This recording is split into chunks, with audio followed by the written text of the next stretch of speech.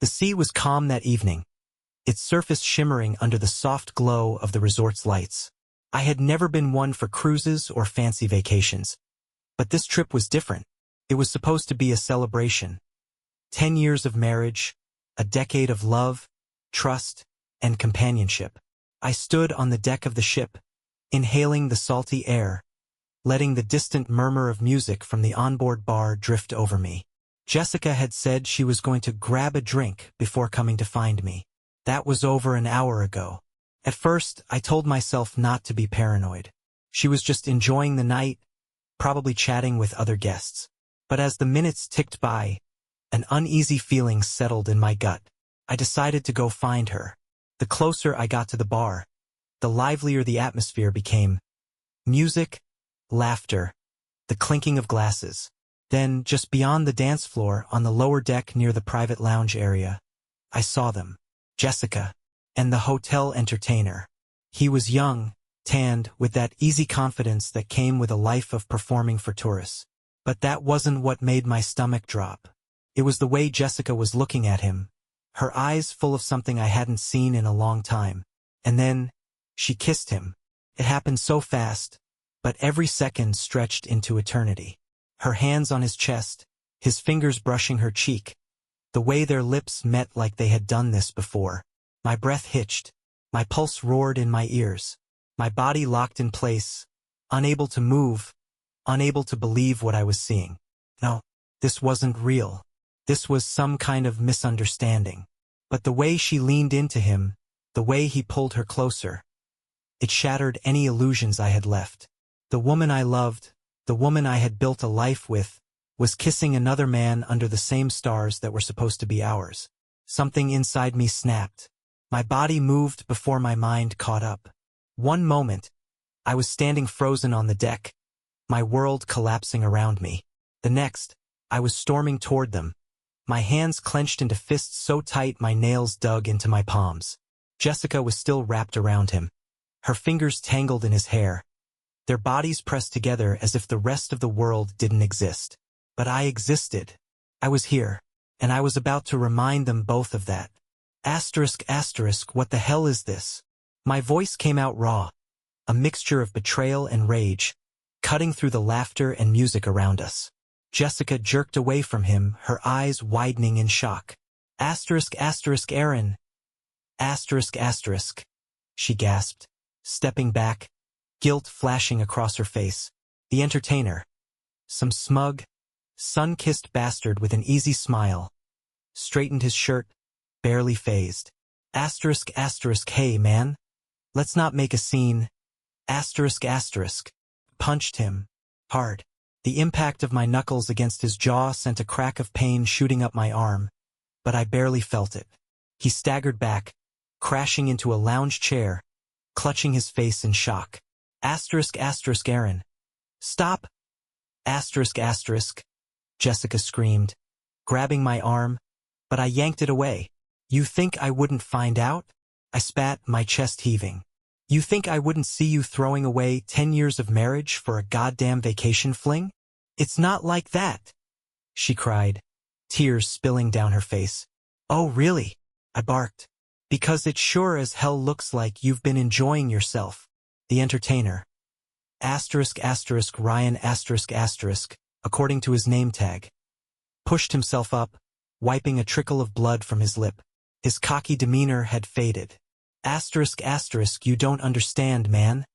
Asterisk, asterisk. I lunged at him again, but before I could land another hit, strong arms grabbed me from behind. Sir, step back. 2 security guards had appeared, pulling me away while Ryan scrambled to his feet. Jessica was sobbing now, pleading with them. Please, don't. This is all a misunderstanding. Misunderstanding. I laughed bitterly, struggling against the guards. Oh no, Jessica. I understand perfectly. But I wasn't going anywhere. Because a moment later, the guards pinned my arms, and one of them muttered into his radio. Asterisk, asterisk, we need to escort a guest to the police station. He assaulted an employee. Asterisk, asterisk. I wasn't just losing my wife. I was about to be arrested. The police station was a stark contrast to the lavish cruise ship. Gone were the warm lights, the ocean breeze, the laughter of carefree vacationers. Here, the air was stale, the fluorescent lights buzzed overhead, and the walls were a lifeless shade of gray. I sat on a cold metal bench, my wrists still sore from the too tight cuffs they had slapped on me before hauling me off the ship. The guard at the desk barely looked at me as he flipped through some paperwork. "Name?" he asked, his voice flat. I exhaled sharply, my jaw tightening. "Aaron Carter." He scribbled something down. "You hit a resort employee?" I scoffed. "Yeah." After I caught him kissing my wife. The officer finally looked up, unimpressed. "So you decided assault was the best response?" I clenched my fists on my lap, biting back the words I wanted to say. I could still see them. Jessica pressed against Ryan, the way she melted into him like I had never existed. I had spent 10 years loving her. And in one reckless moment, she had set it all on fire. Another officer walked in and dropped a file onto the desk.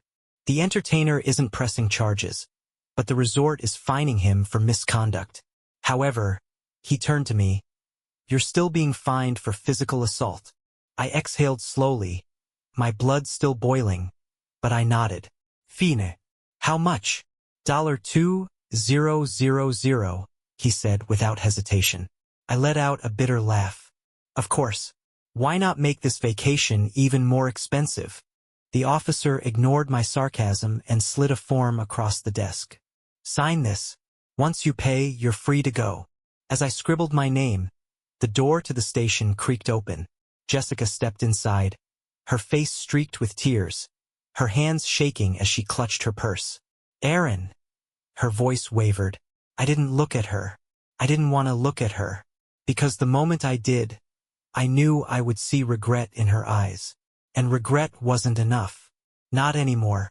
Jessica took a hesitant step toward me, her fingers gripping the strap of her purse so tightly her knuckles turned white. Her eyes were swollen from crying, but I felt nothing. Not sympathy, not anger, just exhaustion. "Aaron, please," she whispered, her voice cracking. "I need to talk to you." I scoffed, shaking my head as I signed the fine paperwork. "Now you need to talk?" After sneaking off to make out with some hotel clown, I turned to the officer. "Do I need to hear this? Or can I just pay and go?" The officer eyed Jessica briefly before shrugging. "You're free to go after payment. Whatever happens between you two is your business." Jessica stepped closer, but I took a deliberate step back. "Don't," I said coldly. She flinched.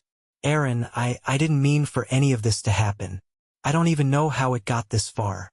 I let out a sharp laugh. "You don't know how it got this far? What part confuses you, Jess? The part where you walked to the lower deck with him? The part where you put your hands all over him? Or the part where you kissed him like I didn't exist?" She shook her head frantically, tears spilling down her cheeks. "I was drunk. I wasn't thinking straight. I just got caught up in the moment. It didn't mean anything." I clenched my jaw, gripping the edge of the counter so hard my knuckles ached. "So let me get this straight," I said, my voice low and venomous. "You threw away 10 years of marriage for nothing?" Jessica sobbed, covering her mouth with her hands. "I love you, Aaron." I swear I do. I turned to face her fully then, my eyes burning into hers. No, Jessica. "You don't love me, because if you did, you wouldn't have done this. And you sure as hell wouldn't have let me get dragged off in handcuffs while you stood there crying for yourself." She tried to reach for me, but I stepped back again.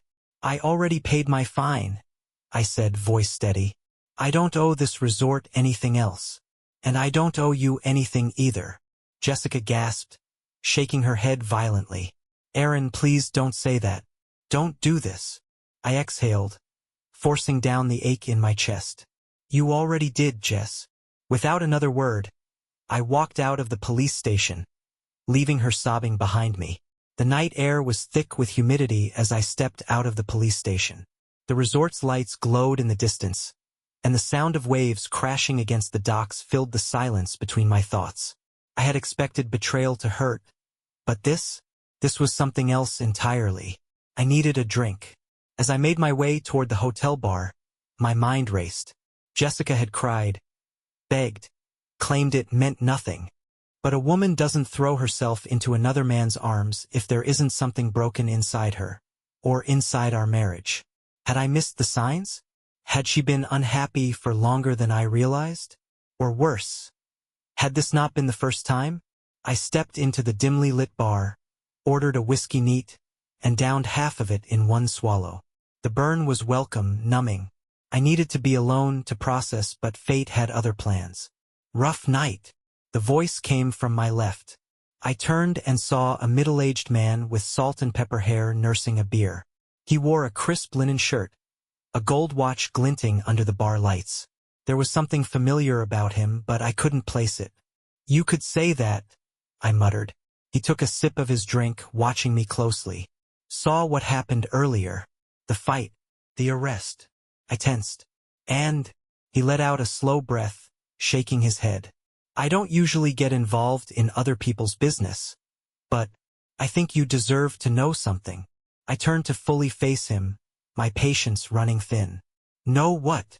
The man hesitated before pulling out his phone. He scrolled for a second, then turned the screen toward me. There was Jessica, in a different dress, on a different night, kissing another man in the same secluded spot I had caught her earlier. "This was taken 3 nights ago," the man said grimly. "That's my son." My hands clenched into fists. "Your son?" He nodded. "Ryan, the entertainer." I felt like I had been punched in the gut all over again. 3 nights ago. This hadn't been a drunken mistake. This had been planned, calculated, repeated, and I had been the fool who didn't see it. My grip tightened around the whiskey glass, my pulse hammering in my ears. The weight of the revelation settled in my chest like a boulder. 3 nights ago. Jessica hadn't just made a mistake. She had been sneaking around while I slept beside her, believing we were here to celebrate our marriage. I turned to the man, my voice tight. "Why are you telling me this?" He exhaled slowly, swirling the beer in his glass. "Because I've seen this before. Ryan, he has a habit of charming married women on these trips. He thinks it's all a game." His jaw clenched. "And I'm tired of watching him ruin people's lives." I stood abruptly, my chair scraping against the floor. I had one destination in mind, Jessica. I stormed through the resort, my fists clenched, my blood boiling with rage and humiliation. The betrayal I had felt before was nothing compared to what burned in my veins now. When I reached our suite, I shoved the door open without hesitation. Jessica was sitting on the edge of the bed, her face pale, eyes still wet from her crocodile tears at the police station. She looked up, startled. "Aaron." I threw the phone onto the bed, the damning photo glaring up at her. 3 nights ago. Her face drained of color. I took a step closer, my voice low and dangerous. "You didn't just get caught up in the moment, did you, Jess?" My breath was ragged. "How long?" She swallowed hard, her hands trembling. I don't know." "Bullshit," I bellowed, making her flinch. "Was it just him? Or were there others?" She squeezed her eyes shut, tears streaming down her cheeks. "It didn't mean anything," she whispered. I laughed bitterly, shaking my head. "You keep saying that, but it meant enough for you to lie. It meant enough for you to sneak out while I was asleep, to betray me under the same stars we came here to celebrate under." Jessica sobbed, burying her face in her hands. "I was lonely," she choked out. "I felt like we were stuck in a routine, like we were just going through the motions. Ryan, he made me feel alive again." I stared at her, my fury turning ice cold. "Alive?" I repeated, my voice shaking. "So you killed us to feel alive?" Her cries grew louder, but I didn't care. I had heard enough. I turned toward the door, grabbing my suitcase. "Aaron, please," she pleaded, rushing toward me. "Don't leave like this. I love you." I froze in the doorway, gripping the handle so tight my knuckles turned white. Then I turned, meeting her tear-streaked gaze with pure disgust. "No, Jessica," I said quietly. "You don't love me. You love the way I loved you, and you just threw it all away." With that, I walked out, slamming the door behind me. I wasn't coming back. The door slammed behind me with finality, the sound echoing in my ears as I stormed down the hallway of the resort. My chest heaved with ragged breaths, my pulse pounding against my skull. Jessica's muffled sobs trailed behind me, but I didn't stop. Couldn't. If I turned back now, if I even hesitated for a second, I'd be dragged into her desperate pleas and empty promises. I had given her 10 years. 10 years of loyalty. 10 years of believing in us.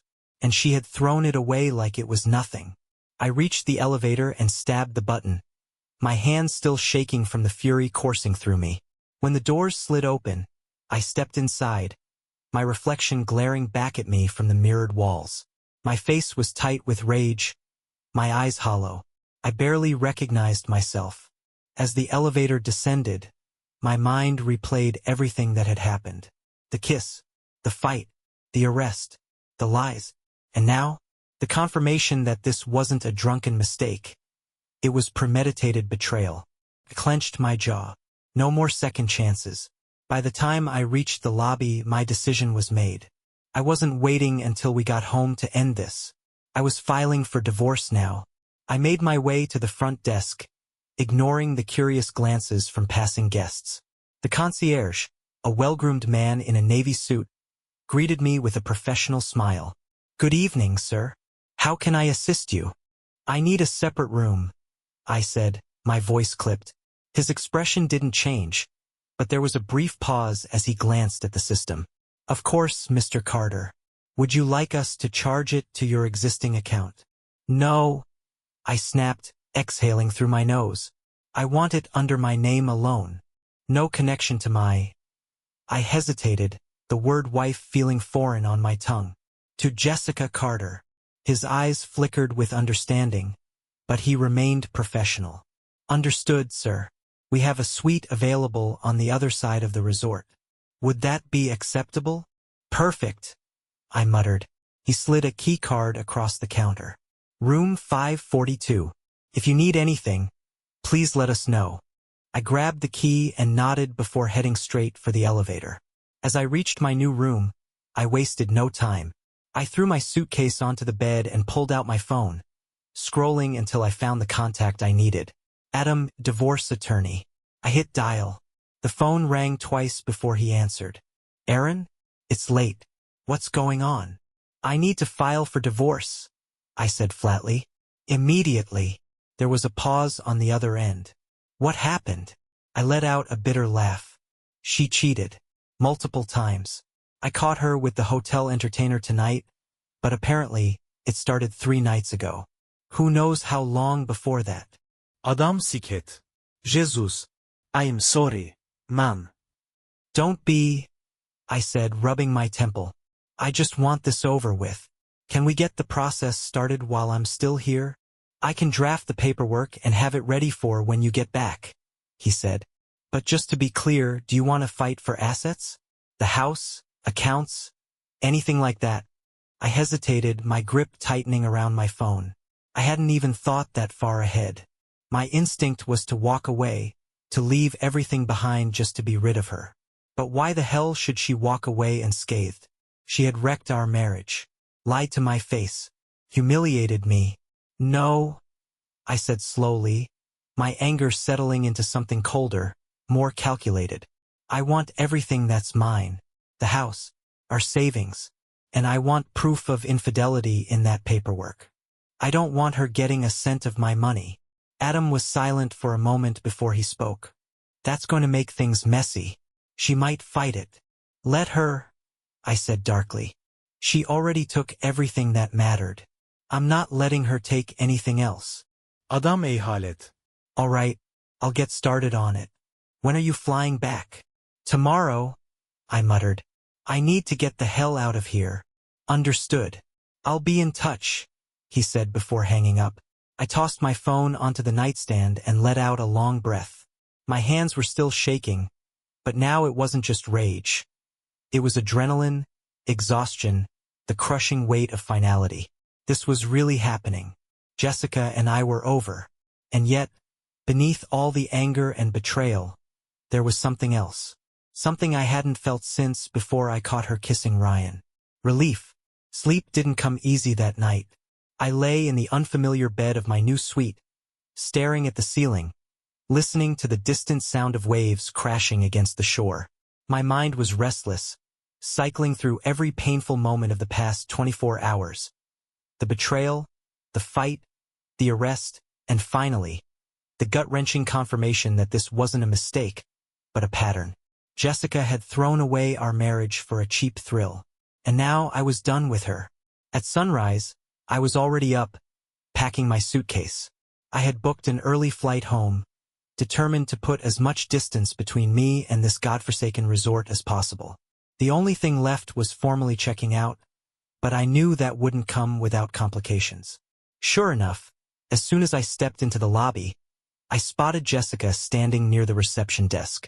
Her eyes found me instantly, wide with desperation, her hair unkempt, her makeup smudged from what I assumed was another night of crying.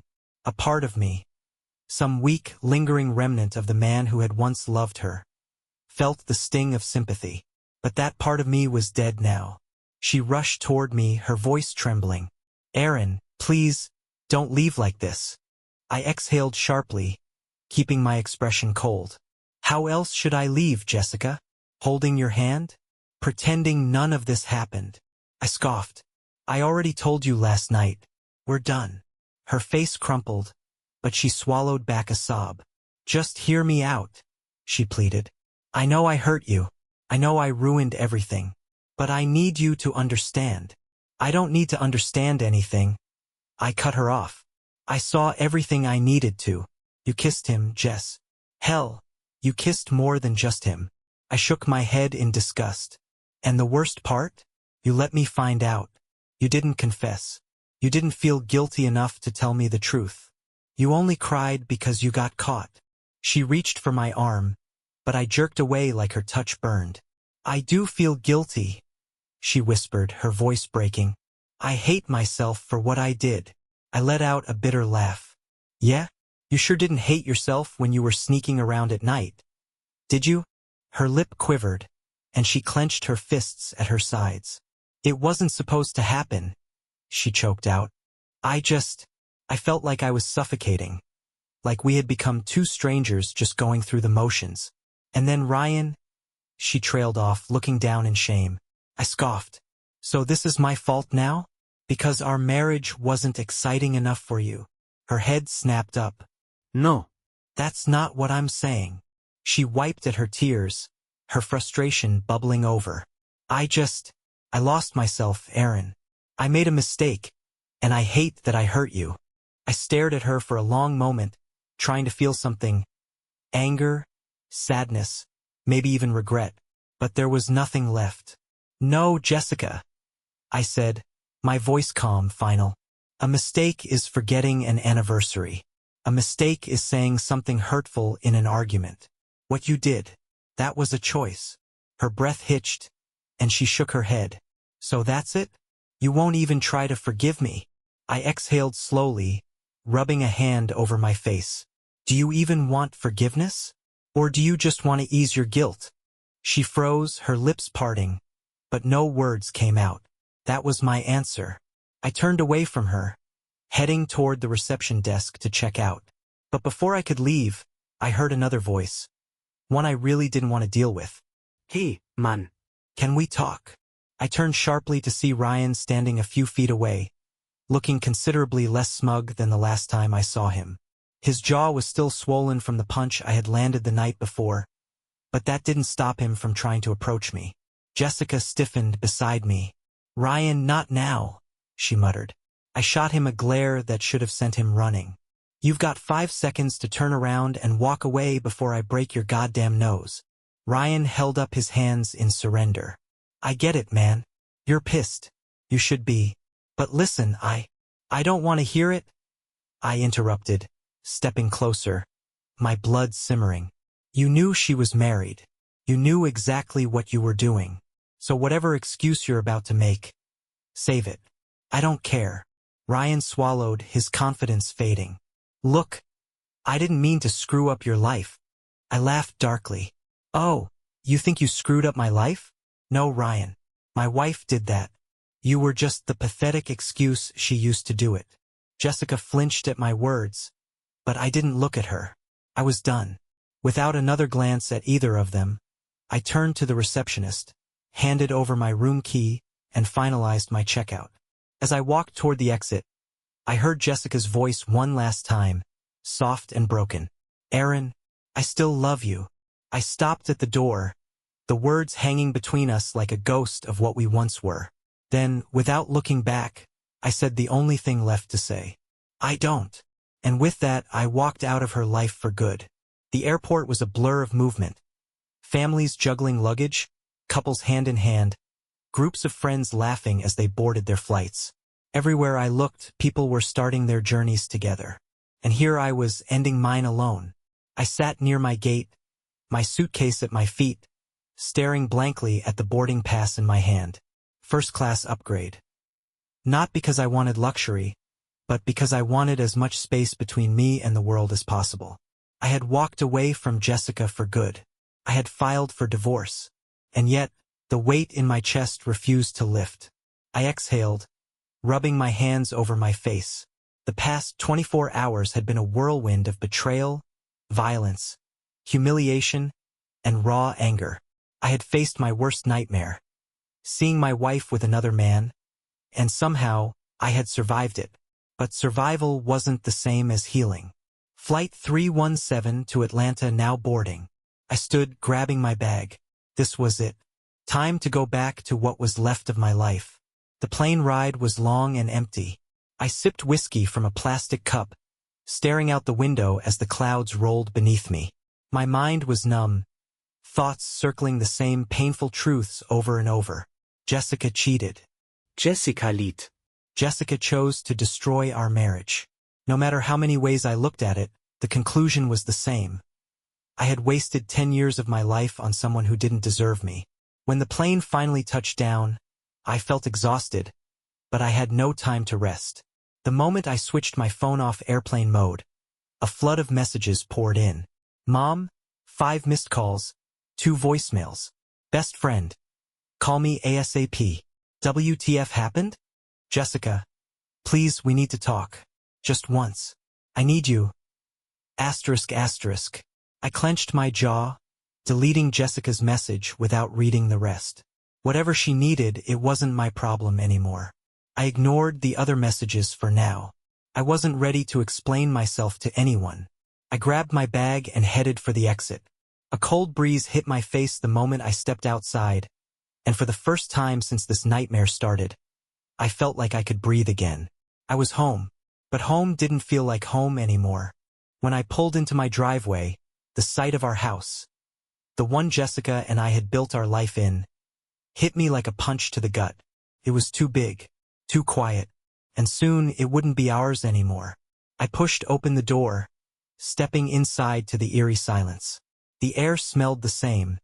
Jessica's vanilla candles, the faint scent of her perfume lingering in the hallway. But now, those smells felt foreign, like they belonged to someone else's life. I dropped my suitcase in the entryway and wandered into the living room. Our wedding photo still sat on the mantel. A smiling, younger version of us, holding each other like nothing in the world could ever tear us apart. I picked up the frame, staring at it for a long moment. Then, without hesitation, I threw it across the room. The glass shattered against the wall, pieces scattering across the hardwood floor. Jessica had shattered us. I was just finishing the job. I sank onto the couch, exhaling slowly. I knew I couldn't stay here, not in this house filled with ghosts of broken promises. Tomorrow I'd call a realtor. I'd sell the place, divide what needed dividing, and cut the last remaining ties to Jessica Carter. Tomorrow I'd meet with Adam and finalize the divorce papers. Tomorrow I'd start figuring out who the hell I was without her. But tonight, I just wanted to sit in the wreckage and finally let myself feel it. So I poured a drink, leaned back against the couch, and let the weight of my new reality settle in. Jessica was gone. And for the first time in years, I didn't have to fight to keep her. The next morning, I woke up on the couch, my neck stiff and my mind foggy. The empty whiskey glass sat on the coffee table, a half-melted ice cube floating in what remained of last night's attempt to numb myself. For a brief, disoriented moment, I forgot. Forgot where I was. Forgot that Jessica was gone. Forgot that my entire life had been turned upside down. Then reality came crashing back, heavy and unrelenting. I let out a slow breath, rubbing my hands over my face. No more drowning. No more sitting in this house, surrounded by memories that felt like ghosts. It was time to move forward. The first thing I did was call Adam, my divorce attorney. "Morning, Aaron," he greeted, his tone professional but cautious. "How are you holding up?" "I want this done as soon as possible," I said, skipping the pleasantries. "What's next?" "Since Jessica hasn't contested anything yet, we can push forward quickly," Adam said. "I'll file the paperwork today. You'll need to sign a few final documents, but after that, it's just a waiting game." I exhaled. "And the house? If you're set on selling, I can connect you with a realtor. But we'll need to make sure Jessica doesn't fight for a share. Given the evidence of her infidelity, you have the upper hand. She doesn't deserve a cent." "Good," I said firmly. "Set up the realtor. I want this house gone." Understood, adam replied. "I'll be in touch soon." I hung up and stared at the walls of my soon-to-be former home. It was strange how quickly I had detached from it. How something that once felt like ours now felt like nothing more than an empty building. Just as I was about to step into the shower, my phone vibrated. Jessica. I stared at the screen, debating whether to ignore it. But something inside me, some lingering need for closure, made me answer. I didn't say anything at first, just waited. "Aaron?" Her voice was small, fragile. "What do you want, Jessica?" A shaky breath on the other end. I just wanted to know if you're okay." I laughed bitterly. "You lost the right to care about me the moment you climbed into someone else's arms." She sniffled. I know I don't deserve your forgiveness. But you don't." I cut her off. "So don't ask for it." Silence. Then, barely above a whisper, she said, "I miss you." I clenched my jaw, gripping the phone tighter. She misses me? The audacity of it made my blood boil. "You don't miss me, Jessica," I said coldly. "You miss the stability. You miss knowing that someone would always be there for you, no matter how badly you screwed up." "That's not true," she protested. "Isn't it?" I countered. "You never thought I'd leave, did you? You thought you could cheat, lie, and still have me waiting here like a fool." Her sob was barely muffled.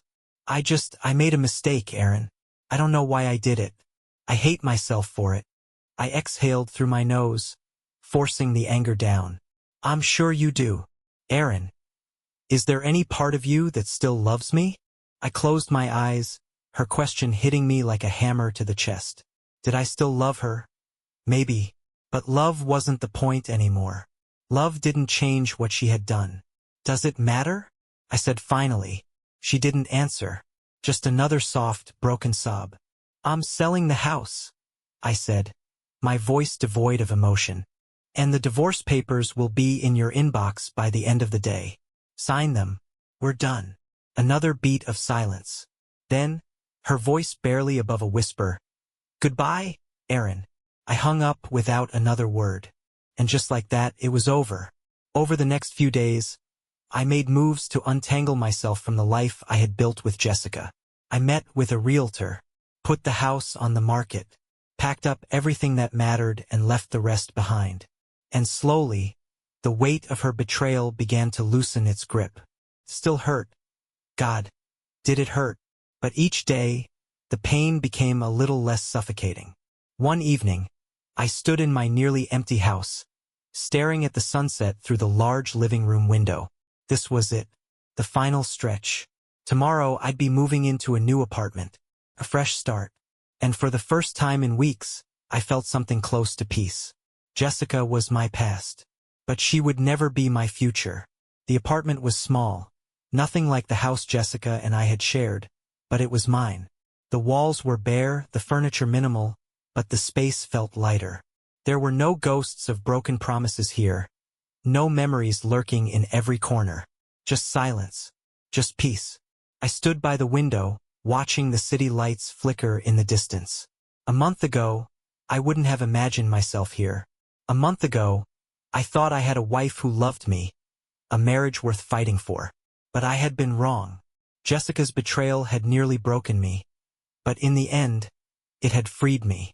My phone buzzed on the counter. Another text from my best friend, probably checking in. I hadn't been the best company since I got back. But I knew I had to stop shutting people out. Maybe I'd call him back. Maybe I'd grab a drink. Remind myself that life wasn't over. Because it wasn't. Jessica had taken 10 years of my life, but she wasn't taking any more. I poured myself a drink, raising the glass to the empty room. To new beginnings, I murmured.